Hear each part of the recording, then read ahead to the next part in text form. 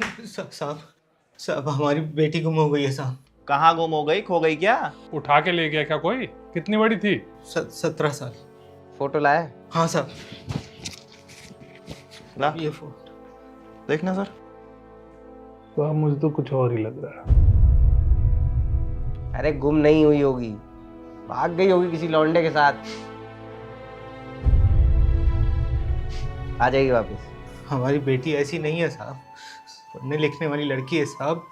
पढ़ाई लिखाई के अलावा उसका कहीं ध्यान नहीं रहता है साहब। 24 घंटे रहता है उसके साथ है या तेरी लुगाई रहती है? अरे उम्र है, जवानी का जोश है, चली गई होगी कहीं। आ जाएगी 2-3 दिन में, जब ये भूत उतरेगा ना आशिकी का, तब आ जाएगी वापस। ये ले जा, 2-3 दिन का इंतजार करो, घर आ जाएगी लड़की। साहब रिपोर्ट लिख लीजिए साहब, हमारी घरवाली बहुत परेशान है साहब। बोल तो दिया बेटी घूमने गई है तेरी। घूमने फिरने की कोई रिपोर्ट ना लिखाई जाती यहाँ। चल जा यहाँ से। गरीब की सुनवाई का कोई और समय होता है क्या?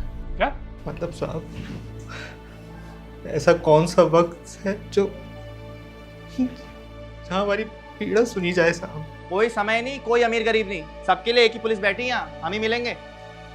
क्यों झूठ बोल रहे हैं साहब? ऐसा कहाँ होता है साहब?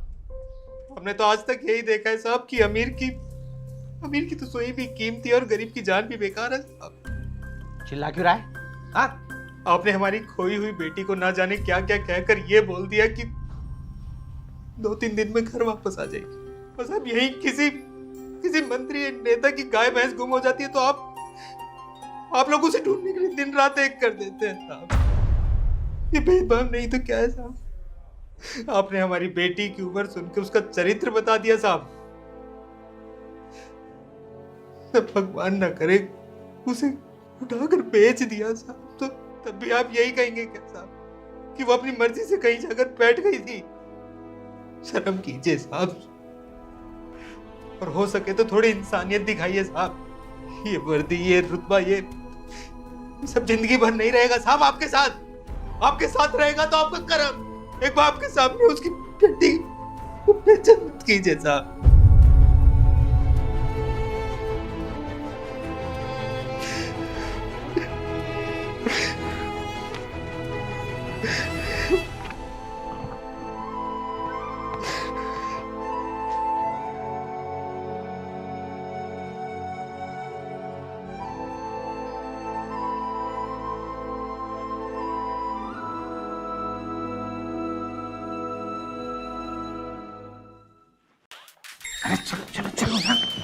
चलो बात करो। अरे सुरेश तुम बड़े हो, तुम जाके बात करो। ये महेश प्रधान का भतीजा है, ये बात करेगा, इसकी सुनेगी। महेश राम राम मैडम जी। अरे राम राम तो ठीक है, बाद में करना, पहले ये बताओ अपॉइंटमेंट लिया? ना मैडम जी, वो तो बड़े डॉक्टर क्या मिलती ना, हम तो बस नाली की शिकायत लेके आए थे। हाय हाय, सुबह सुबह नेगेटिव एनर्जी ले आए। अच्छा बताओ क्या शिकायत है? वो जाम है गई है, मतलब सड़क पे ना गटर को पानी सब ऐसे आ हुआ है। अरे पानी सड़क पे आ गया है तो खुशी की बात है, दुखी क्यों हो तुम लोग? हाँ? अरे सरकार तुम्हें फ्री में सीवर व्यू दे रही है, आनंद लो इसका। लेकिन मैडम वो तो गंदा पानी है, बास बहुत मारा है, हमारे तो नाक के बाल तक जल गए। बास नहीं है वो, ऑर्गेनिक एरोमा है। जब कोई चीज सड़ जाती है तो उसमें मीथेन गैस बनती है, और मीथेन गैस ऊर्जा यानी कि एनर्जी बनाती है।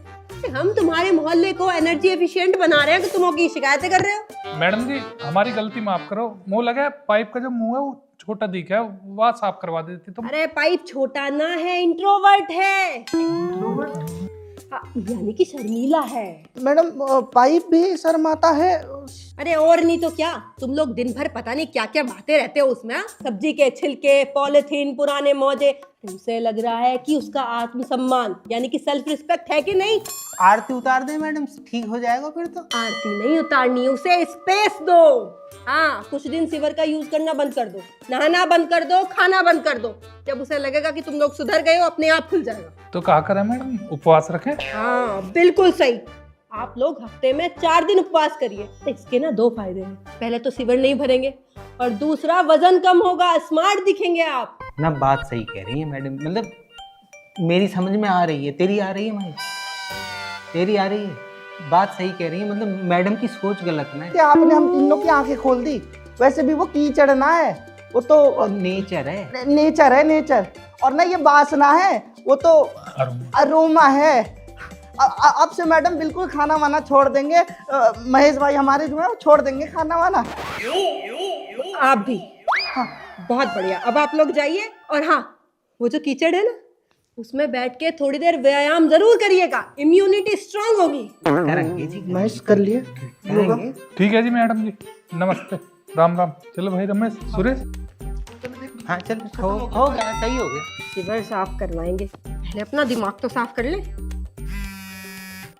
मम्मी, हेलो बेटा, नाली जाम हो गई है। हाँ हाँ मम्मी, मैं नगर निगम की गाड़ी तो भिजवा रही हूँ, सफाई करवा लो आप। अरे अपने लिए तो वीआईपी सर्विस है। ठीक है।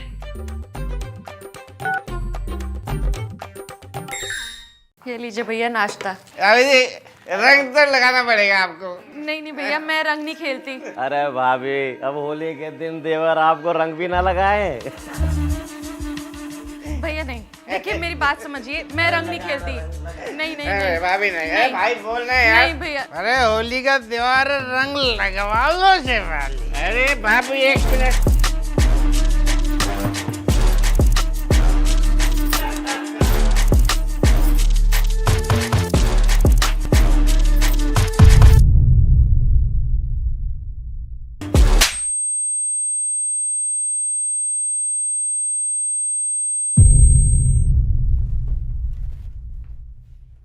शेफाली, क्या बदतमीजी है? बदतमीजी मैं नहीं, ये कर रहा है। क्या बदतमीजी की है उसने? अरे रंग ही तो लगा है।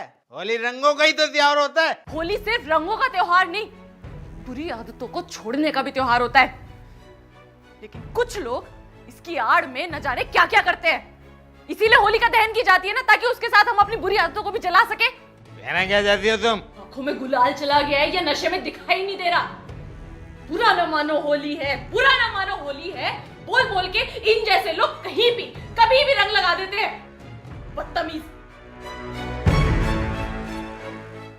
होली तो सबका त्योहार होता है ना, तो फिर सिर्फ लड़कियां क्यों डरी सहमी घर में रहती हैं? क्यों बाहर नहीं निकलती? पता है क्यों? क्योंकि इन जैसी ओछी हरकत करने वाले लोग सड़कों पे खुले घूमते हैं।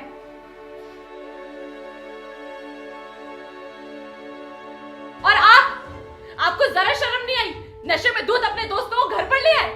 अरे मेरी ना सही, कम से कम निक्की के बारे में तो सोचा होता।